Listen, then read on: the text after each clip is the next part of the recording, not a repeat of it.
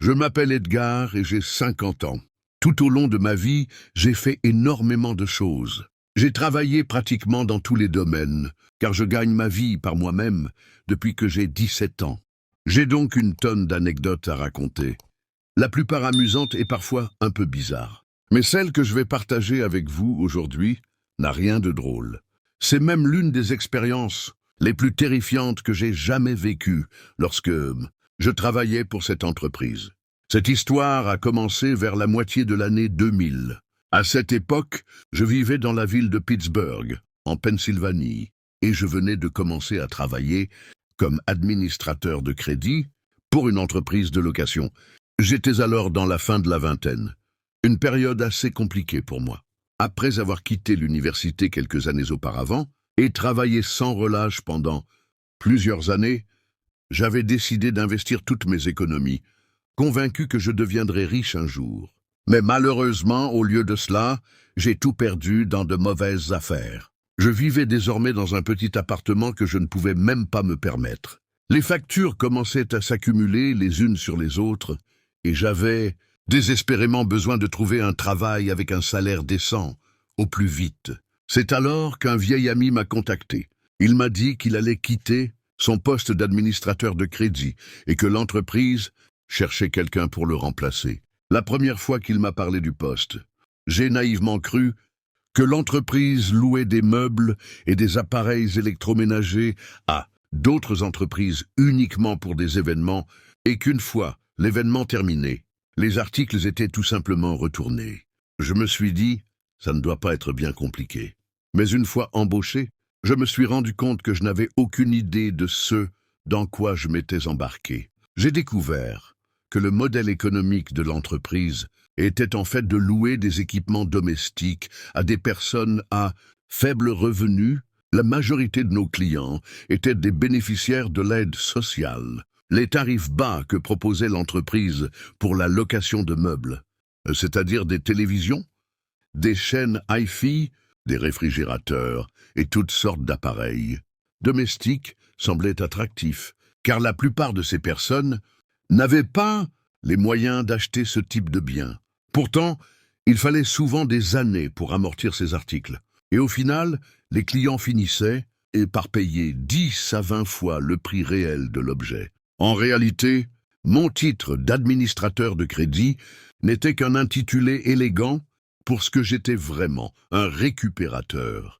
Mon travail consistait essentiellement à récupérer les articles chez les personnes qui ne payaient pas. Pour dire les choses simplement, comme on peut l'imaginer, cela m'a souvent mis dans des situations délicates. Entre une femme qui s'est évanouie, lorsque j'ai dû reprendre la télévision de son salon, et un homme qui m'a menacé avec un marteau de cuisine pour que je ne touche pas à sa chaîne hi-fi. Cependant, la situation la plus terrifiante que j'ai vécue dans ce travail s'est produite un jour où je me trouvais derrière le magasin pendant mon jour de congé. Il est important de noter que ce type de magasin de location se trouve généralement dans des quartiers populaires, qui sont souvent des zones à problème. Mais stratégiquement, ces magasins sont aussi placés à proximité d'une boutique de prêt sur salaire ou d'un magasin d'alcool bien connu du coin. Heureusement pour nous, le centre commercial où nous étions situés n'était pas dans un quartier trop dangereux. Mais il était proche d'un autre centre commercial en construction et j'avais entendu des rumeurs selon lesquelles l'immense parking était un repère d'activités de gangs locaux, notamment pour la vente de substances illicites, les vols et même le trafic d'armes. Ce jour-là, j'ai vu plusieurs voitures de police éclairer le parking, mais je n'ai jamais vraiment su s'il s'agissait d'un coup de filet contre la drogue ou peut-être d'un simple vol commis dans les boutiques par des toxicomanes du quartier. Étant donné que c'était mon jour de congé, le dernier endroit où je voulais être, c'était au bureau.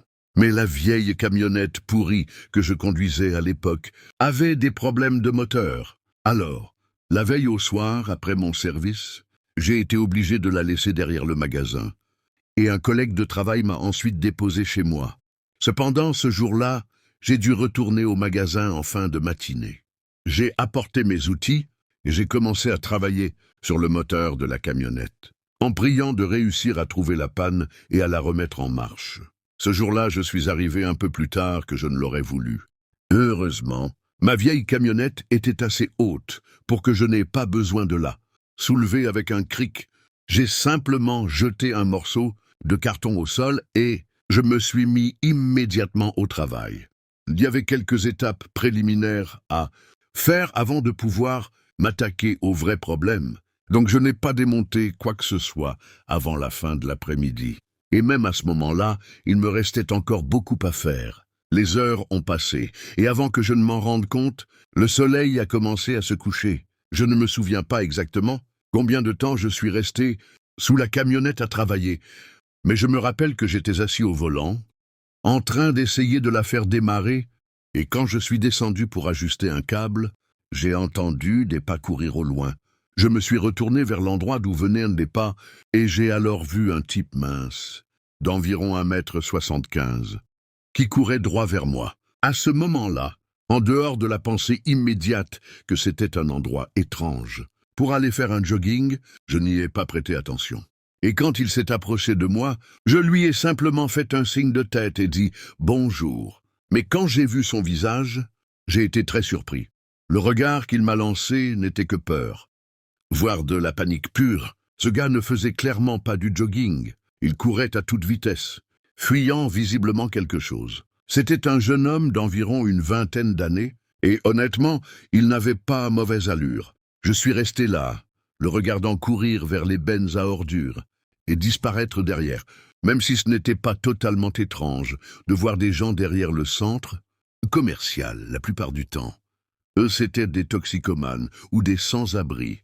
Celui-là ne leur ressemblait pas, et je ne l'avais jamais vu auparavant. J'ai essayé de ne pas y penser, et je suis retourné à mon travail. Mais à peine 30 secondes plus tard, j'ai de nouveau entendu des pas. Je me suis retourné et j'ai vu un autre homme courir dans ma direction. En s'approchant, je me suis rendu compte qu'il était plus grand, peut-être dans la trentaine, portait une barbe et une casquette. Il dégageait quelque chose de bien plus intimidant. Je mesure 1,80 m. J'étais en bonne forme à l'époque, et les gens disaient souvent que j'avais l'air intimidant, ce qui était nécessaire dans mon travail, mais il n'a suffi que d'un seul regard de ce type pour comprendre que ce n'était pas quelqu'un avec qui je voulais avoir affaire. Soudainement, cet homme s'est approché de moi et m'a crié en plein visage « Où est-il? Où est-ce qu'il est allé ?» Je n'ai même pas réfléchi. J'ai immédiatement pointé du doigt les bennes à ordures derrière moi. Il m'a alors dit de l'y conduire, et j'ai obéi. Ne me demandez pas pourquoi, mais il y avait quelque chose d'aussi imposant chez lui que j'ai simplement senti que je devais faire ce qu'il disait. J'ai commencé à marcher vers les bennes à ordures, qui se trouvaient peut-être à 25 mètres, avec le barbu juste derrière moi. Je pensais que le type avait déjà disparu quelque part dans la zone boisée derrière les conteneurs, alors je comptais juste pointer du doigt et repartir. Mais quand nous nous sommes approchés, j'ai aperçu une silhouette accroupie derrière l'un des conteneurs. Et tout à coup, j'ai entendu un murmure « Va-t'en d'ici ». Mais alors, j'ai vu que l'homme barbu était désormais à quelques mètres de moi, pointant une arme directement sur le premier type, qui avait une expression de panique que je n'oublierai jamais. Je suis resté là, figé, incapable de comprendre ce qui se passait. L'homme mince s'est levé lentement de derrière les conteneurs et a marché d'un pas, hésitant vers le barbu, qui l'a attrapé et lui a immédiatement crié « Allonge-toi au sol !» Puis l'a violemment jeté par terre lui-même. J'étais encore paralysé, mais j'ai été sorti de mon état de choc par le bruit de pneus crissant à l'autre extrémité du centre commercial, peut-être à 150 mètres. Je me suis retourné et j'ai vu une camionnette qui tournait dans un virage et fonçait droit vers nous à toute vitesse. C'est à ce moment-là que mon cerveau a réagi. J'ai couru vers ma camionnette et je me suis simplement caché derrière. J'ai alors vu la camionnette freiner brusquement à quelques mètres de l'homme, mince au sol, et 2 hommes armés en sont sortis, pendant qu'un troisième sautait de l'arrière. Tous ont commencé à lui hurler dessus, mais je me souviens clairement qu'un d'eux répétait « Tu l'as foutu en l'air, Max, tu l'as foutu en l'air ». Deux des hommes ont attrapé le mince, l'ont soulevé du sol et l'ont traîné vers l'arrière de la camionnette sous la menace de leurs armes. Ils l'ont forcé à s'allonger sur le dos, sur la plateforme. Ensuite, ils sont tous montés. Le barbu est allé à l'avant, côté passager. Et les deux autres sont montés à l'arrière, debout, leurs armes pointées sur la tête du type allongé. Puis, la camionnette est repartie à toute vitesse et a disparu. Je suis resté là, incrédule, me demandant ce que je venais de voir. Tout s'était passé si vite après que l'homme barbu ait sorti son arme, que j'ai eu l'impression d'avoir rêvé ou vécu une hallucination. Qui diable étaient ces types? Des membres d'une organisation criminelle? Des trafiquants? Peut-être même des agents infiltrés de la DEA?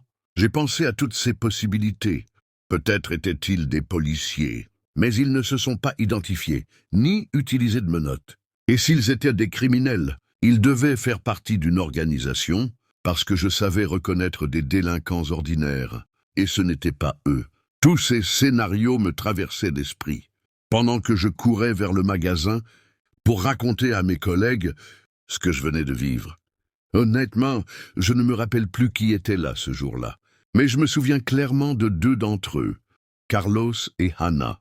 Il était le gérant du magasin et elle, l'administratrice. Je me rappelle avoir couru presque en hyperventilation à cause des nerfs. Et quand je leur ai raconté tout ce qui venait de se passer, tous les deux m'ont simplement dit quelque chose du genre « Oh, c'est dingue !» Et puis ont continué ce qu'ils étaient en train de faire. C'était comme s'ils ne pouvaient pas comprendre la gravité de ce qui s'était réellement passé. Ce n'est pas qu'ils l'ignoraient complètement, mais ils ne semblaient pas aussi choqués que moi. Pour moi, c'était absolument terrifiant. Alors la différence dans nos réactions m'a un peu bouleversé. Je venais d'être témoin de ce qui était possiblement les dernières minutes de vie d'un autre être humain, tandis qu'eux semblaient simplement plus concentrés sur le fait de fermer la boutique pour rentrer chez eux. C'est alors que je me suis rendu compte que peut-être, dans cet endroit oublié de Dieu, tout le monde était tellement habitué à voir ce genre de choses au quotidien, qu'ils étaient devenus complètement insensibles. Après avoir remarqué leurs réactions indifférentes, j'ai repris mon calme et je suis retourné travailler sur mon camion. Environ une demi-heure plus tard, j'ai vu deux hommes marcher lentement derrière la zone des conteneurs à ordures. Là où l'homme s'était caché plus tôt, ils ont commencé à fouiller tout l'endroit comme s'ils cherchaient quelque chose, ou quelqu'un. Ensuite, ils ont continué plus loin et ont commencé à chercher parmi les broussailles. Ils ont fait cela jusqu'à ce qu'ils disparaissent. Finalement, derrière les conteneurs, et je ne les ai plus jamais revus. Après cela, j'ai continué à travailler là-bas, encore un certain temps, presque une année, mais après cet incident, je ne me sentais plus à l'aise. Alors dès que j'ai trouvé un meilleur emploi, j'ai décidé de démissionner. Et depuis, je ne suis jamais retourné.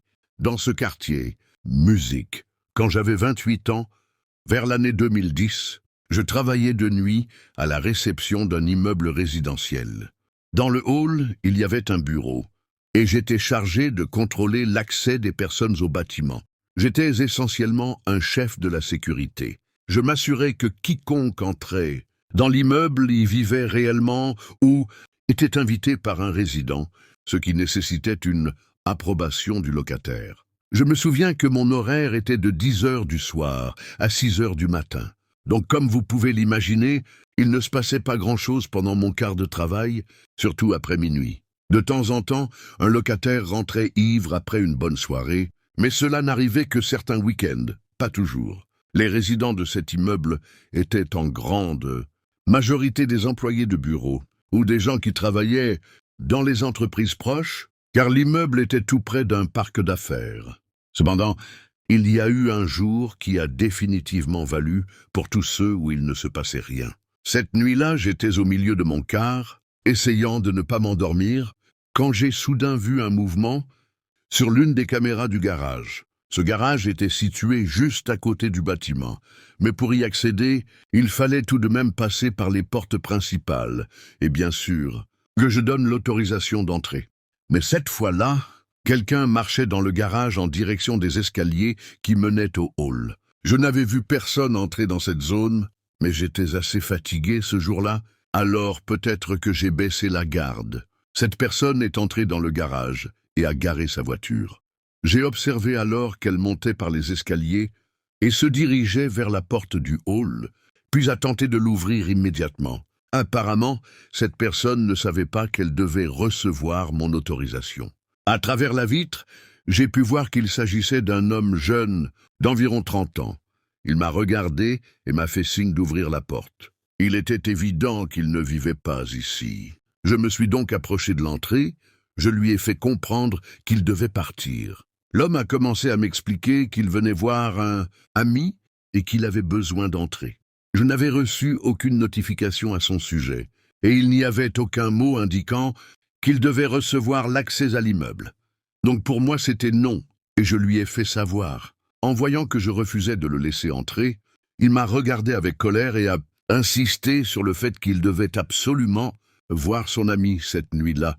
Et lorsque je lui ai répété que je ne le laisserais pas entrer, il a commencé à frapper la porte et à agiter les bras de l'autre côté.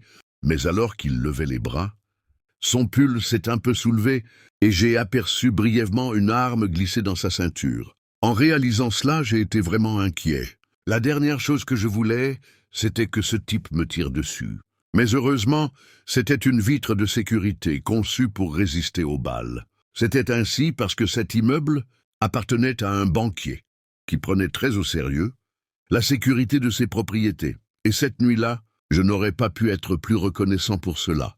L'homme, que j'ai ensuite remarqué, portait un petit sac à dos noir, presque invisible, car il était de la même couleur. Il a commencé à perdre patience, puis il a commencé à me menacer. Je lui ai dit que s'il ne partait pas immédiatement, j'appellerais la police. En refusant une nouvelle fois de lui ouvrir la porte, et en le menaçant d'appeler les forces de l'ordre, l'homme a dégainé son arme. Avant que je ne puisse réagir, il a fait 2 pas en arrière et a tiré 3 fois en direction de la vitre. Honnêtement, à ce moment-là, par pur instinct, j'ai couvert mon visage et une partie de mon torse avec mes avant-bras, mais quand je me suis retourné pour le regarder, j'ai remarqué qu'il était aussi surpris que moi, sous le choc. Je suis sûr qu'il n'avait aucune idée que la vitre était par balle. J'ai immédiatement couru jusqu'à mon bureau, attrapé le téléphone et appelé la police. Mais lorsque je me suis tourné à nouveau, il n'était plus là. Je me suis penché vers les caméras de sécurité et j'ai pu le voir en train de fuir par les escaliers. Quelques minutes plus tard, la police est arrivée. Je leur ai montré les images captées par la caméra de surveillance. Ils ont pris ma déposition, une copie de la vidéo, et sont partis patrouiller dans les environs à sa recherche. Honnêtement, je ne m'attendais pas à ce qu'ils le trouvent. Mais ils l'ont fait. Il a été arrêté par des agents, alors qu'il conduisait à une vitesse excessive et ignorait à plusieurs reprises les injonctions de s'arrêter. Les officiers l'ont poursuivi sur presque 2 kilomètres, jusqu'à ce qu'il décide enfin de garer son véhicule. Il a ensuite été confirmé qu'il s'agissait bien de l'homme qui m'avait tiré dessus à travers la vitre, et il a été placé en état d'arrestation. Mais l'histoire ne s'arrête pas là, car après avoir fouillé sa voiture, la police a trouvé du ruban adhésif, un couteau de chasse, une corde et plusieurs sacs poubelles, noirs à l'intérieur d'un sac à dos noir, le même qu'il portait ce soir-là. Mais ce que j'ai appris ensuite était réellement glaçant. Ce garçon s'est avéré être l'ex-petit ami de l'un des locataires de l'immeuble. Ce locataire était un homme d'environ 30 ans qui avait emménagé quelques mois auparavant, avec son compagnon, un autre garçon d'environ 20 ou 22 ans.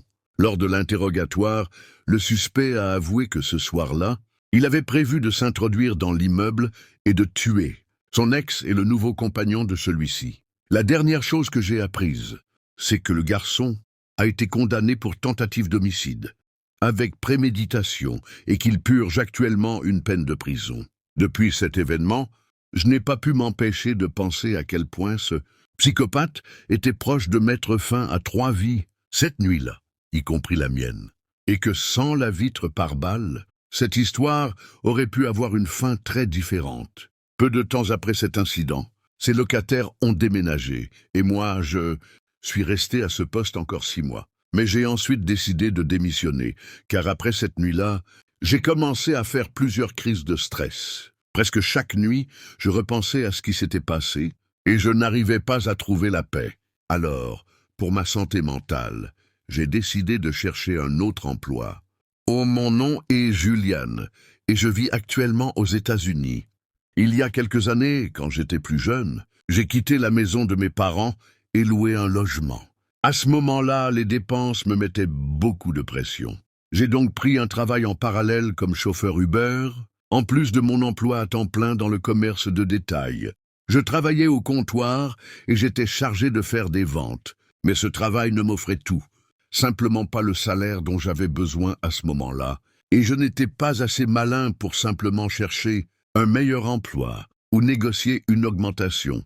À ce moment-là, c'était ce que j'avais trouvé de mieux, et je ne voulais pas risquer de me retrouver au chômage. Alors j'ai fait ce que beaucoup de jeunes travailleurs font aujourd'hui.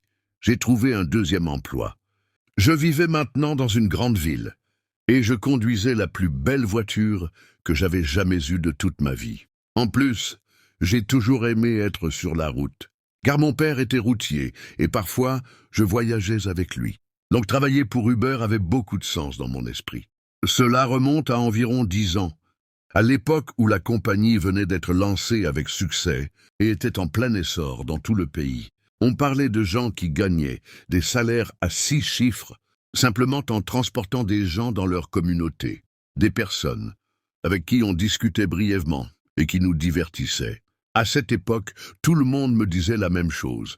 C'était de l'argent facile, qu'on pouvait gagner à l'appel. Franchement, je ne peux pas dire que c'est exactement ce que j'ai retiré de ce travail, et bien que je gagnais certainement une somme décente, ce n'était pas comme si je doublais mes revenus, comme je le pensais, mais j'avançais selon mes attentes de l'époque.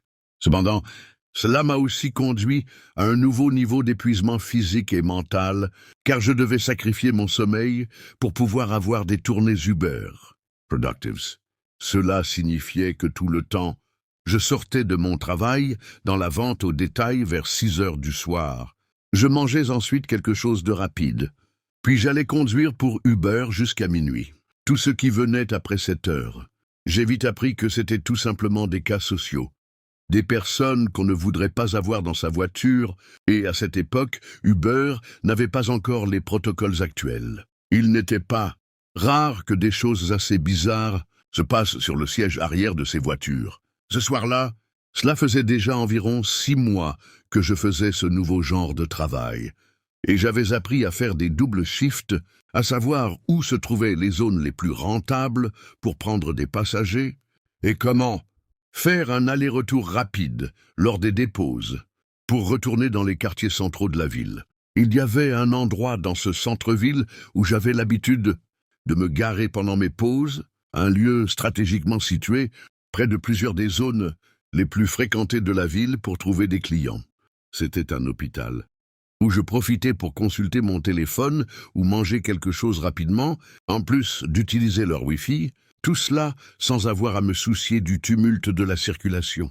Il y avait aussi plusieurs fast-food et magasins de proximité tout autour, de quoi me permettre de rester dans le jeu tout en prenant quelques minutes de repos, quand j'en avais besoin.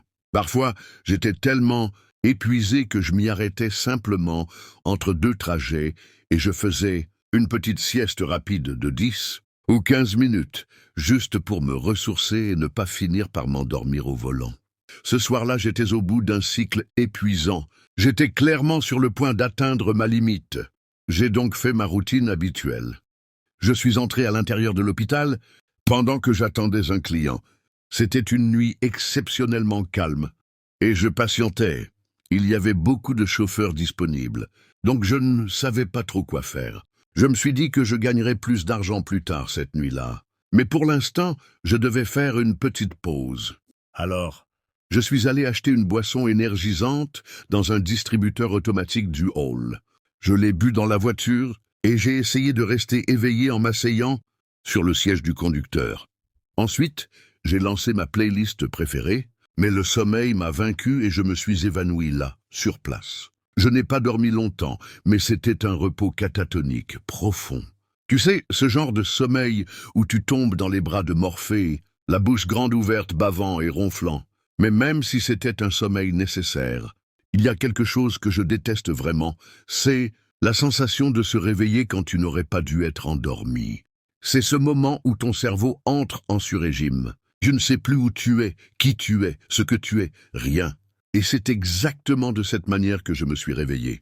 J'étais en plein dans un rêve profond et j'ai commencé à me sentir mal à l'aise parce que ma tête était dans un angle bizarre. J'ai fait un petit gémissement de chat quand je suis revenu dans le monde des éveillés. Et puis j'ai réalisé que j'étais toujours dans ma voiture. Il faisait encore nuit et la même playlist jouait dans les haut-parleurs. J'ai regardé l'heure et il s'est avéré que je n'avais dormi que pendant environ 15 minutes. J'ai inspiré profondément par le nez, puis je me suis redressé sur mon siège. Même si ce n'était pas la plus longue sieste du monde, elle avait été réparatrice, je ne peux pas le nier. J'ai vérifié mon téléphone et j'ai vu que je n'avais rien manqué. Mais il y avait un client à proximité que je pouvais aller chercher pour gagner quelques dollars. Alors j'ai pris une autre gorgée de mon Red Bull, j'ai regardé autour de moi, puis dans mes rétroviseurs. Et c'est là que je me suis arrêté net, parce que j'ai vu qu'il y avait quelque chose d'étrange dans mon rétroviseur intérieur. Si mes yeux ne me trompaient pas, il y avait une personne assise juste derrière moi, sur le siège du milieu. À ce moment-là, nos regards se sont croisés, et tous les deux, nous sommes restés silencieux pendant quelques secondes. Je me suis retourné, et oui, il y avait bel et bien un homme assis à moins de 30 centimètres de moi. J'ai remarqué qu'il avait un petit sourire sur le visage. Et il a simplement hoché la tête, comme s'il reconnaissait le fait que j'avais dormi. C'était presque comme un petit salut de sa part. Ça m'a foutu une sacrée trouille. Mais j'ai gardé mon calme, avant de supposer quoi que ce soit. J'étais sur le point de lui demander ce qu'il faisait dans ma voiture, quand j'ai baissé les yeux et vu l'application Uber ouverte sur son téléphone. J'étais garé devant un hôpital. Donc ce type devait être sorti de l'un de ses bâtiments, sûrement en train d'errer, prêt à commander une course, et son téléphone l'a aidé à me trouver. À ce moment-là, j'ai retrouvé un peu de lucidité, ce qui a mis fin à la panique. Alors je lui ai simplement dit « Salut, qu'est-ce que tu fais dans ma voiture ?»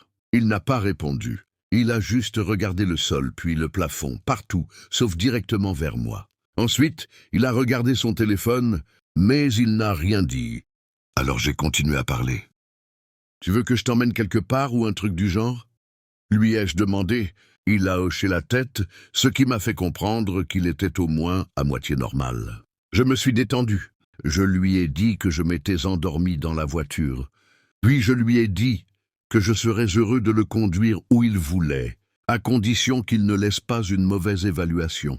Je ne voulais pas qu'il dise qu'il m'avait trouvé en train de dormir dans la voiture. On a rigolé à ce sujet. Il m'a dit qu'il essayait d'aller au centre-ville. Je lui ai demandé précisément où, et il m'a donné quelques indications vagues. Mais il m'a dit que c'était près d'un ancien bar musical qui avait fermé depuis quelques années. J'ai donc commencé à conduire, et je lui ai demandé son prénom. Il m'a dit qu'il s'appelait Edgar. On a commencé à discuter un peu, et il m'a raconté que lorsqu'il était monté dans ma voiture, il allait me parler, mais qu'en me voyant ronfler, il avait décidé de s'asseoir et d'attendre que je me réveille. Je lui ai dit que j'étais reconnaissant qu'il ne soit pas cinglé, et je lui ai avoué que j'étais sur le point de paniquer avant de voir l'application Uber ouverte sur son téléphone. Mais juste à ce moment-là, je regarde mon propre téléphone et je réalise qu'en réalité, je ne suis pas connecté. Et ce type n'a jamais commandé de course via l'application. Je ne m'étais inscrit pour récupérer personne. À ce moment-là, je me suis tourné vers lui et je lui ai dit « Hé, je viens de me rendre compte que cette course n'est pas enregistrée. Tu peux rapidement me trouver sur l'application ?» Et c'est là que le type commence à se moquer. Puis il regarde par la fenêtre et dit qu'il ne va pas payer. J'ai ri, pensant qu'il plaisantait, mais il avait l'air sérieux. C'est alors que je me suis retourné vers lui et que je l'ai vraiment observé pour la première fois, et c'est là que je me suis rendu compte de la grosse erreur que j'avais commise. Ce type n'était pas habillé comme un professionnel, ni rien de ce genre. Il était sale, portait des vêtements déchirés et n'avait qu'une seule chaussure. Je pouvais aussi voir qu'il avait la peau brûlée par le soleil, et à côté de lui se trouvait un sac à dos crasseux. Alors j'ai pensé, ce n'est pas possible. C'est-à-dire que pendant que je dormais, ce sans-abri qui traînait dans le coin était monté dans ma voiture. En le regardant de nouveau, j'ai remarqué qu'il portait un bracelet en papier, ce qu'ils mettent à l'hôpital quand on donne le congé à un patient. C'est-à-dire que peut-être ce gars avait fait une overdose, derrière une benne à ordures, avait été soigné à l'hôpital, et maintenant il obtenait un trajet gratuit vers son squat. Tout ça parce que je m'étais endormi comme un idiot, incapable de garder les yeux ouverts. Je n'arrivais toujours pas à croire que je ne m'étais pas rendu compte que c'était un sans-abri. C'est de ce genre de choses que je parle quand je dis que j'entre dans cet état de limbe, somnolent quand je me réveille brusquement. J'ai secoué la tête de gauche à droite, passé mes mains sur mon visage, allumé les feux de détresse et commencé à faire demi-tour vers la prochaine sortie. En remarquant cela, il m'a demandé où j'allais. Je lui ai dit « Ne crois pas que je vais te transporter. Gratuitement à travers la ville. Remercie-moi de ne pas appeler la police. » J'ai sorti mon téléphone de ma poche et je le lui ai montré pour lui faire comprendre que je ne plaisantais pas. Alors il a répondu « Et toi ? Tu as de la chance que je n'ai pas enlevé mes lacets pour t'étrangler pendant que tu dormais. » Et avant que je puisse réagir, j'ai senti ses mains rugueuses autour de mon cou. Instinctivement, j'ai lâché le volant et tenté de me libérer, mais je n'y arrivais pas. La seule chose que j'ai pu faire, c'est glisser un doigt sous sa paume pour créer un minuscule espace pour respirer. La panique a commencé à m'envahir en voyant que presque une minute passait et que je n'arrivais pas à me défaire de lui. Tout cela alors que je conduisais sur l'avenue, en voyant que je luttais de toutes mes forces et que je n'arrivais pas à me libérer de l'emprise de cet homme, qui en plus de m'étrangler me faisait suffoquer avec son odeur immonde. J'ai regardé dans mes rétroviseurs et vu que j'étais sur un tronçon complètement désert de la route. Alors j'ai freiné brusquement. Cela a projeté Edgar en avant, car moi j'avais ma ceinture, mais lui non. Mon cou était enfin libre. Alors j'en ai profité pour inspirer tout l'air que je pouvais. Il a alors essayé de se jeter sur moi de nouveau, mais cette fois, je n'étais pas pris au dépourvu. On a commencé à se battre dans la voiture. À un moment, il m'a frappé au visage et je lui ai rendu un coup bien solide. Ensuite, il a tenté de m'attraper de nouveau par le cou, mais je ne l'ai pas laissé faire. Pendant qu'on se débattait, j'ai réussi à attraper mon téléphone et à composer le 11. Quand il a vu que j'appelais les urgences, il a commencé à me menacer et à essayer de m'arracher le téléphone, mais il n'a pas réussi. Et tandis qu'il me criait des insultes, il commença à prendre ses affaires, descendit de ma voiture et se mit à marcher sur le trottoir en marmonnant des choses contre moi. C'est alors que je me vis dans le rétroviseur et remarquai que du sang coulait de mon nez. Je vis aussi que j'avais des bleus sur le cou et quelques ecchymoses sur le visage à cause de la bagarre. Après cela, je suis retourné à l'hôpital pour me faire soigner et, pendant qu'on me soignait, j'ai raconté à l'infirmière ce qui s'était passé. Elle m'a alors regardé avec les yeux écarquillés et m'a donné la description de l'homme, en me demandant si c'était lui. Je lui ai répondu que oui.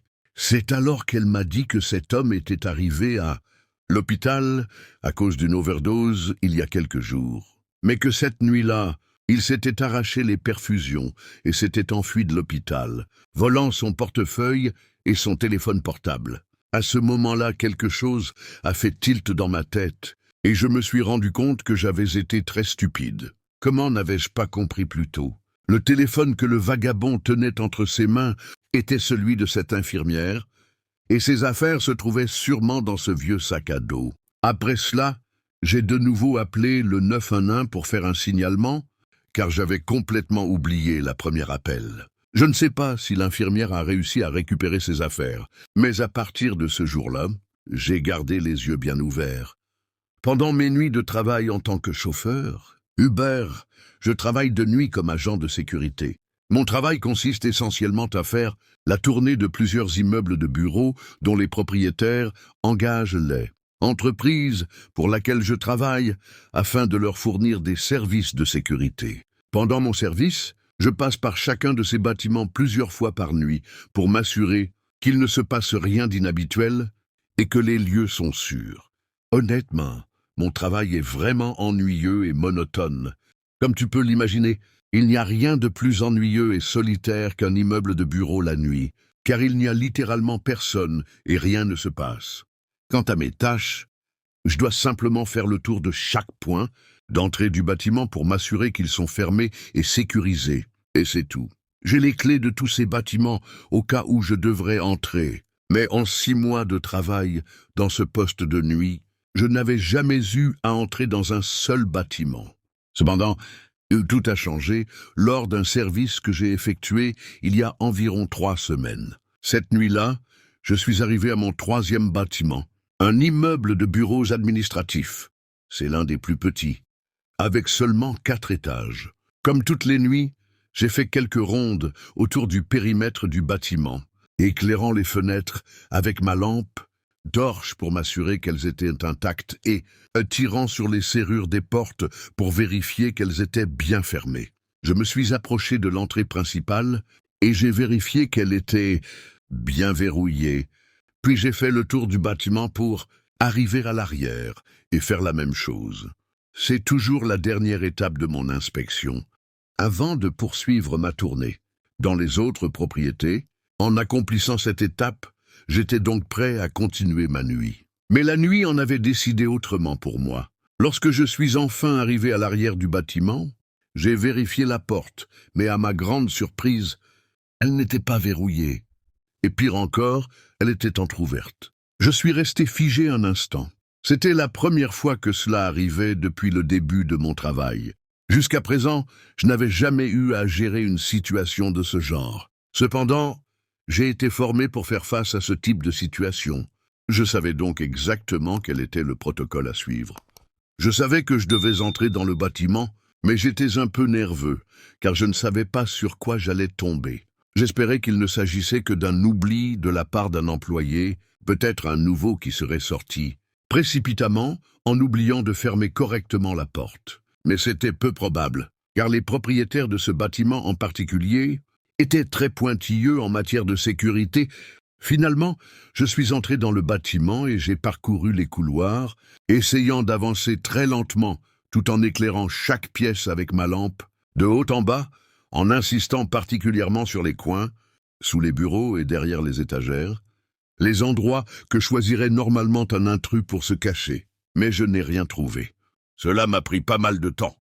Surtout parce que j'étais nerveux, mais j'ai parcouru les 4 étages du bâtiment sans rien voir d'inhabituel.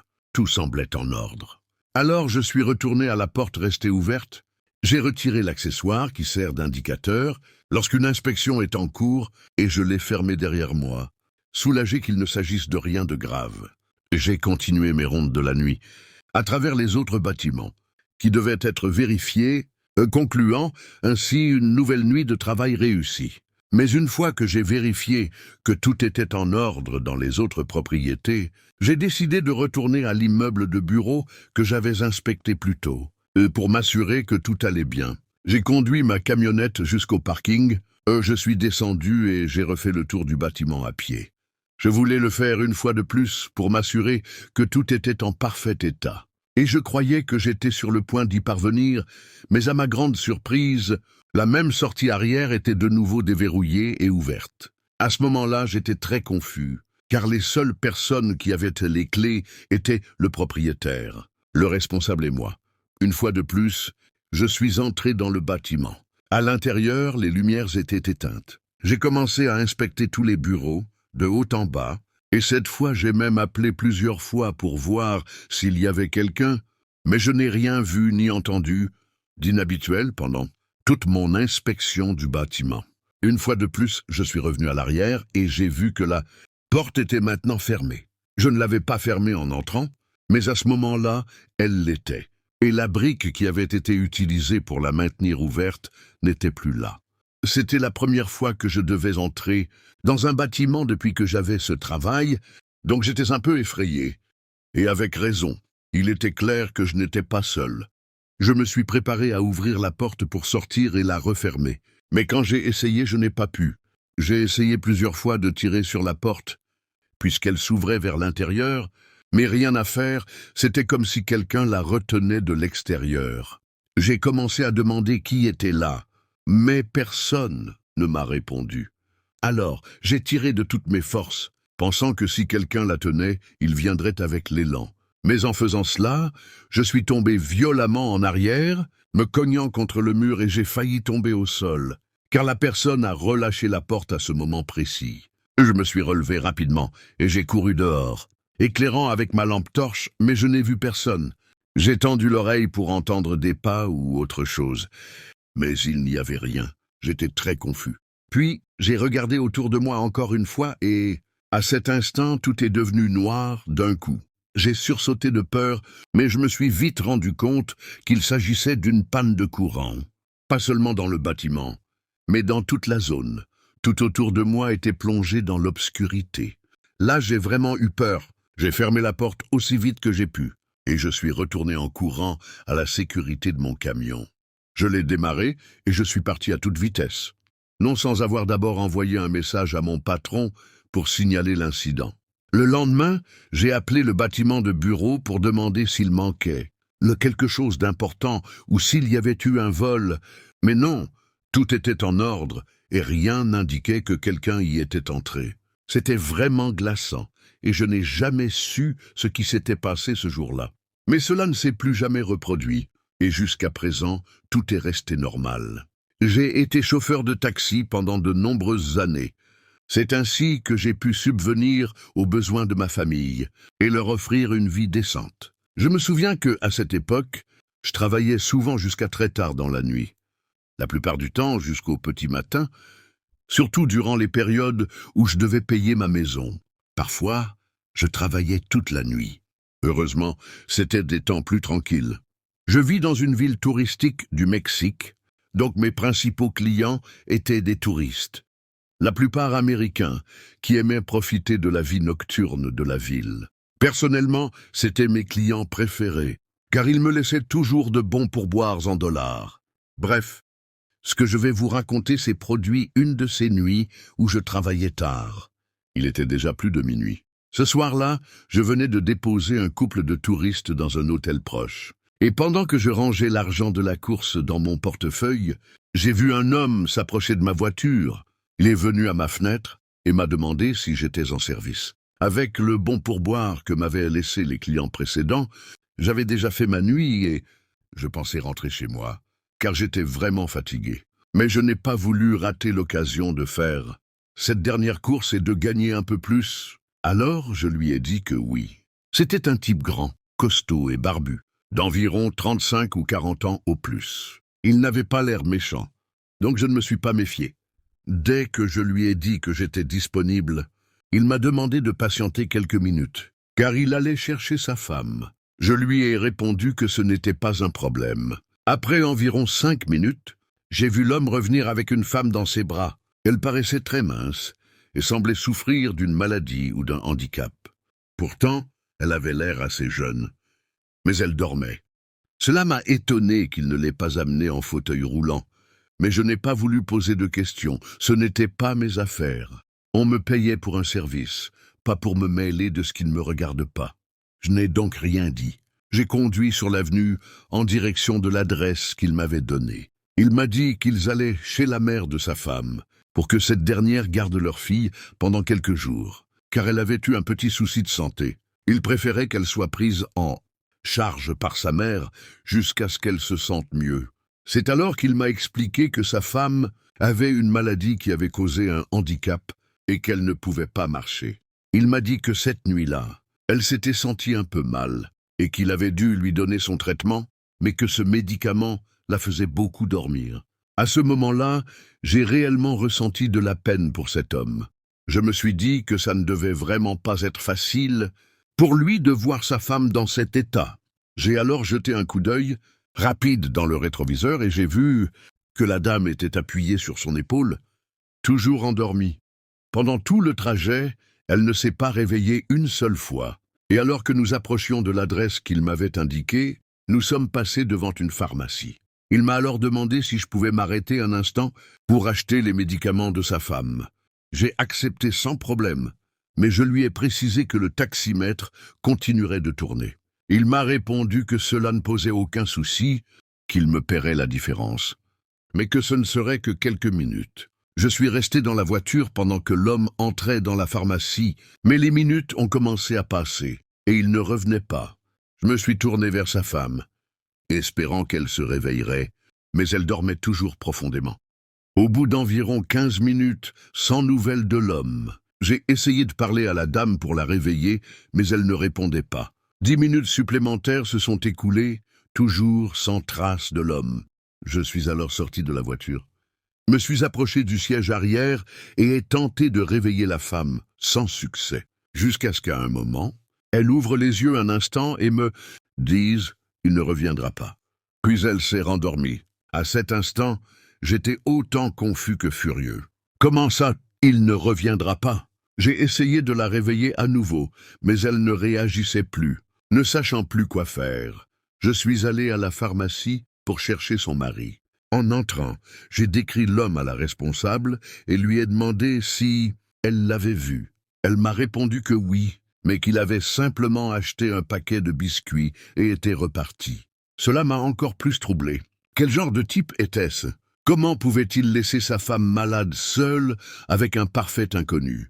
J'étais très en colère, mais aussi désespéré, ne sachant pas quoi faire. Je suis retourné à la voiture et j'ai essayé encore une fois de réveiller la dame. Mais cette fois, c'était pire. En la touchant, j'ai réalisé qu'elle était froide. Et quand j'ai allumé la lumière de la voiture, j'ai remarqué que sa peau avait une teinte blanchâtre. J'ai immédiatement levé sa main pour tenter de sentir un pouls. Mais il n'y en avait pas. J'ai posé mes doigts sur son cou, rien non plus. Cette femme était morte. À ce moment-là, j'ai senti un nœud dans l'estomac. J'ai mis mes mains sur la tête et commencé à faire les 100 pas, réalisant dans quel pétrin j'étais. Cette dame était décédée dans mon taxi et son mari avait complètement disparu. Quand j'ai finalement retrouvé un peu de lucidité, j'ai fait la seule chose sensée que je pouvais faire dans ce genre de situation. J'ai appelé la police. Quand les agents sont arrivés, une ambulance a emporté le corps de la femme pendant que j'accompagnais les policiers au commissariat, le plus proche, pour faire une déposition. Une fois sur place, ils ont commencé à me poser des questions. Comme c'est normal dans ce genre de circonstances, j'étais très nerveux, car je savais que j'étais probablement le principal suspect. Ou du moins, c'est ce que je croyais. Mais je leur ai tout expliqué en détail, où je les avais pris. Ce que l'homme m'avait dit, l'état de la femme, la pharmacie où je l'avais déposée, absolument tout, au millimètre près. Je leur ai aussi raconté que c'est la femme elle-même qui m'avait dit que son mari ne reviendrait pas. À ce moment-là, les deux agents se sont regardés. Puis l'un d'eux m'a demandé ce qu'elle m'avait dit exactement et quand. Je lui ai expliqué que, voyant que son mari ne revenait pas, j'avais essayé de la réveiller et qu'à un moment, elle avait ouvert les yeux et m'avait dit « Il ne reviendra pas ».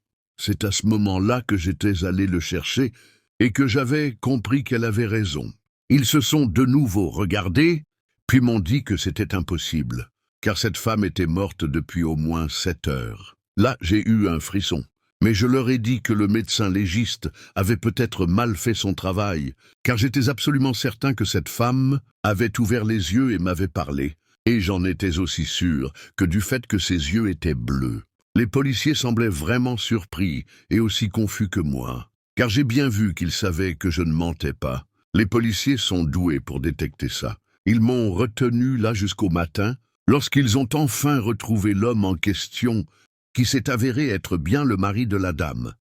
Mais apparemment, il était en état de choc, ou quelque chose du genre. Il semble que le décès de sa femme l'ait profondément bouleversé. Il a toutefois confirmé aux policiers que sa femme était morte à 6 heures de l'après-midi et a dit qu'il ne savait tout simplement pas quoi faire avec son corps. Alors, il avait agi comme il avait pu. Il a expliqué qu'il ne voulait pas la voir ainsi, morte. Cela m'a vraiment bouleversé, car je suis absolument convaincu que cette femme a ouvert les yeux et m'a parlé. Et en effet, ses yeux étaient bien bleus, son mari l'a confirmé. Plus tard, lors de l'autopsie, le médecin légiste a conclu que la femme était morte de cause naturelle, à cause de complications liées à sa maladie. Son mari n'a donc pas été poursuivi pour homicide ou quoi que ce soit d'autre.